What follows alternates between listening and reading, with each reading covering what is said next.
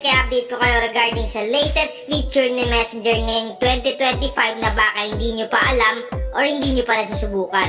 So make sure lang na panoorin nyo yung video nga matapos para malaman nyo kung ano yung feature na yun or settings na yun at kung ano yung purpose nito.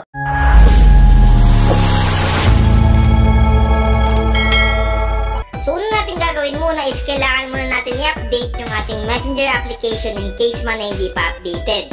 Siyempre, para ma-update yan, punta lang kayo sa Play Store. So, click natin. Pag nag-open yung Play Store, sunod natin gagawin is pumunta lang tayo sa may search engine sa baba or search button. Click lang natin at i-type natin dito sa taas yung Messenger. Once ma-type na natin yung Messenger, automatic lalabas yan. Pag may nakita kayong update katulad dito, click nyo lang yung update. Para in case man na may mga bagong updates, may mga bagong features, may mga bagong settings, automatic magkakaroon ang inyong Messenger application sa inyong device. So once tapos na kayo mag-update ng inyong Messenger application, i-open nyo lang. So, click natin tong application ng Messenger. Automatic mapupunta tayo sa ating Messenger account. Ngayon na nga ba yung sinasabi ko sa inyong latest features or latest update ni Messenger ngayong 2025 na baka hindi nyo pa nasubukan. So ang gagawin natin is i-click lang natin itong tatlong underline sa may bandang taas sa kaliwa. So eto yun, i-click lang natin. Once na makalik mo na, sunod natin gagawin is i-click naman natin itong settings dito na logo. So eto yun, click lang natin itong settings na logo. At once na maklik na natin yung settings na logo, sunod natin gagawin is i-scroll up lang natin. Scroll up. Harapin lang natin dito yung notifications and sound. So eto yun, notifications and sound. So click lang natin to. Once na maklik mo na yung notification sound, sunod natin gagawin is i-scroll up lang natin. Scroll up. Sa pinakababa may makikita kayo dyan, Notify and Background. So ito yung latest update ngayon ni Messenger ngayong 2025. Notifications when logged out. Keep receiving notifications even when another account is logged into Messenger. Okay? So napakabangis. So para mas maunawaan nyo, pupunta tayo sa may Meta AI para ma-explain sa atin kung ano talaga yung ibig sabihin ng feature na to. Kung wala pa kayong Meta AI, panoorin nyo na lang yung mga past videos ko para makita nyo kung paano mag-activate ng Meta AI sa inyong Messenger account. So kaya pumunta lang tayo sa may Meta AI. Then, i-search nyo lang dito. Messenger. Notify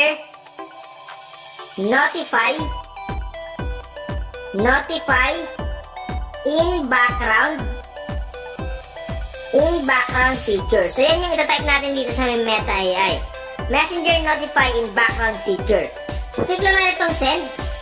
So automatic magta-type yan at sasagutin tayo at i-explain ni Meta AI kung ano nga ba yung ibig sabihin ng Notify in background sa ating Messenger application. So nakalagay dito, here are the details about the Notify in background feature in Messenger. So yung benefits niya, una, real-time updates, receive notifications even when Messenger is closed or running in the background. So ibig sabihin lang, kahit hindi ka masyado gumagamit ng application na Messenger, ma-update ka pa rin ng mga notification kasi nga, real-time updates yung ibibigay niya sa'yo. At pangalawa is stay connected, never miss important messages, updates, or events. Pangatlo, convenience, quickly respond to messages without opening the app. So yun yung mga benefits ng Notify in Background feature sa Messenger ngayong 2025. So kaya ni-activate na natin yung Notify in Background. So para ma-activate, pumunta lang ulit tayo sa may tatlong buhay sa bandang taas sa kaliwa. Click natin. Click settings na logo. Scroll up. Hanapin lang natin yung notification and sounds. Then scroll up. Sa pinakababa may makikita kang notification when logged out. So ang kailangan lang natin gawin is i-turn on lang natin itong button dito. So para ma-turn on, click natin yan. Pag nagkulay blue na yan, automatic activated na yung Notify in Background feature sa Messenger. So automatic, kahit na hindi ka gumagamit ng application, is ma-update ka pa rin ng mga important messages, notifications, and features dito sa Messenger ngayong 2025. So kung may natutunan ka ngayon sa aking vlog, pakishare naman ang aking video sa inyong mga kaibigan, kamag-anak, tropa, kapamilya, kapuso at kahit ano mo pa yan. I-share mo din sa kanila para malaman din nila yung latest update ni Messenger ngayong 2020. Kung nakatulong ang video ito sa iyo, please subscribe at click ang notification bell para update ka sa aking mga bagong tutorial.